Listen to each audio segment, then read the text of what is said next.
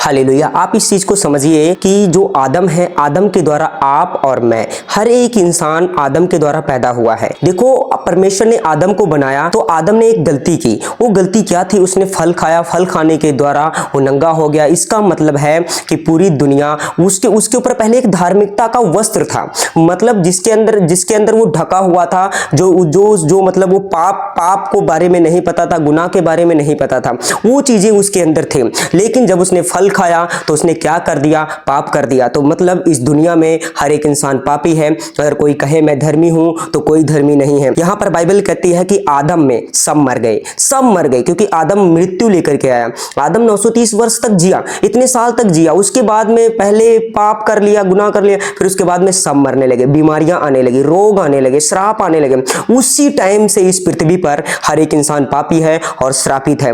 परमेश्वर अगर चाहे तो आपको धर्मी ठहरा सकता है। अगर परमेश्वर अगर चाहे तो तुम्हें उन्हीं गुनाहों में, पापों में दंड दे सकता है। लेकिन देखो यहां पर क्या लिखा है 1 कुरिन्थियों 15:22 में, और जैसे आदम में सब मरते हैं वैसे ही मसीह में सब जिलाए जाएंगे। आदम में सब मरते हैं, क्योंकि अब देखो यहां पर क्या लिखा है, मसीह में, मतलब यीशु मसीह में सब जिलाए जाएंगे। कि जो यीशु मसीह पर विश्वास करता है वो यीशु मसीह में सब जिलाए जाएंगे, क्योंकि वो यीशु मसीह पर विश्वास करते हैं। क्योंकि ओनली यीशु ही है आपको छुटकारा दे सकता है, बचा सकता है रोगों से, बीमारियों से, शैतान की ताकतों से।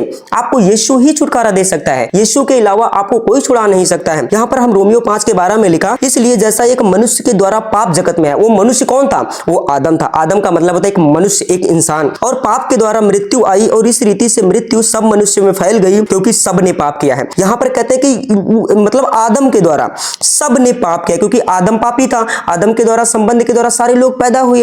अब देखो यहां पर क्या लिखा, क्योंकि फैल गई, क्योंकि सब ने पाप किया। हर एक इंसान पापी है। अब उसको क्या चाहिए? गुनाह से, पापों से छुटकारे के लिए, श्राप के बंधन से यीशु मसीह के पास आना पड़ेगा। जब तक आप यीशु मसीह के पास नहीं आएंगे आपको कोई नहीं छुड़ा सकता है। आप पाप में हो, गंदगी में हो, किसी चीज में हो, यीशु के पास है। यीशु आपको बुला रहा है। यीशु कहता है आप मेरे पास आओ, क्योंकि बाइबल कहती है हर एक इंसान पापी है, हर एक इंसान पापी है, हर एक इंसान गुनाहगार है, उसके अंदर पाप ही भरा हुआ है। अब देखो यहां पर बाइबल कहती है क्योंकि व्यवस्था के कामों से कोई प्राणी धर्मी नहीं ठहरेगा, इसलिए कि व्यवस्था के द्वारा पाप की पहचान होती है। अब देखो स्पष्ट रूप से कहती व्यवस्था जो यीशु मसीह को फॉलो नहीं करते हैं, करते भी हैं, वो भी बाइबल कहती है पापी है। कोई भी धर्मी नहीं ठहर सकता है। यहाँ पर लिखा व्यवस्था के कामों से कोई प्राणी उसके सामने धर्मी नहीं ठहरेगा। तो इसलिए व्यवस्था के द्वारा पाप की पहचान होती है। जितना आप व्यवस्था को जानेंगे, जितना आप ओल्ड टेस्टामेंट को पढ़ेंगे, जितना आप उसको जानेंगे, आज्ञाओं को फॉलो करने की कोशिश करेंगे, उतना ही आप पाप में फंसने जाएंगे, आप गुनाह में फंसते जाएंगे। अगर आप व्यवस्था को जानते हैं, क्योंकि व्यवस्था पाप को उत्पन्न करती है। पौलुस कहता है कि यहाँ पर कि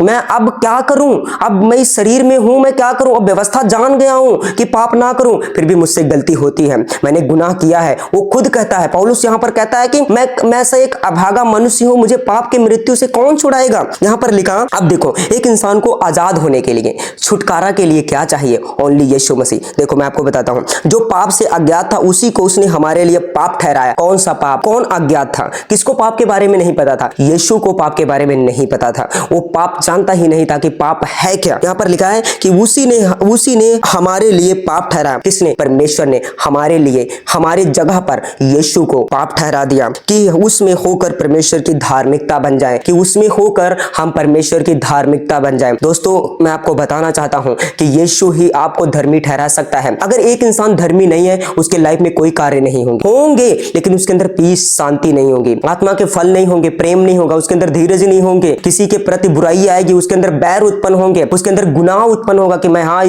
इसने हमारे साथ गलत किया, इसके साथ भी करो। लेकिन बाइबल कहती है कि जो यीशु मसीह पर विश्वास करते हैं, अगर उसके एक भी थप्पड़ मारता है, कोई गलत करता है, कोई बुरा करता है, तो वो ऑलरेडी किसी को गलत नहीं कहता है, क्योंकि उसको पता है कि यीशु मसीह में हम सिरजे गए हैं, यीशु मसीह में हम भले कामों के लिए सिरजे गए हैं। आप यीशु पर विश्वास करें, यीशु आपको बुला रहा है। यीशु कहता है देख मैं द्वार पर खड़ा हुआ खटखटाता हूं, यदि कोई मेरा शब्द सुनकर द्वार खोलेगा तो मैं उसके पास भीतर आकर उसके साथ भोजन करूंगा, वो मेरे साथ करेगा। यीशु के पास आए, यीशु पर विश्वास करें। यीशु कहते तुम मुझे परख कर देखो कि मैं कैसा यहोवा भला हूं। जैसे आप खाना बनाते हैं ना, तो आप दाल चेक करते हैं, आप देखते हैं कि हाँ यार इसमें नमक है या नहीं है, वैसे यीशु को आप चेक करें, टेस्ट करें, आए चर्च आए और विश्वास करें, आप देखें, परखें, अगर सही है तो आए, नहीं तो नहीं। परमेश्वर कहता है कि जो कोई यीशु मसीह पर विश्वास करेगा वो ही बचाया जाएगा। यूहन्ना 3:16 में परमेश्वर ने जगत से सा प्रेम रखा, वो अगापो प्रेम रखा। आपने प्रेम नहीं किया, उसने प्रेम किया कि अपने एक पुत्र को इस पृथ्वी पर भेजा कि आपके गुनाह को, आपको पाप को, आपके रोगों को खत्म कर दे। आप यीशु पर विश्वास करें। ओनली क्या कहता है, विश्वास करें।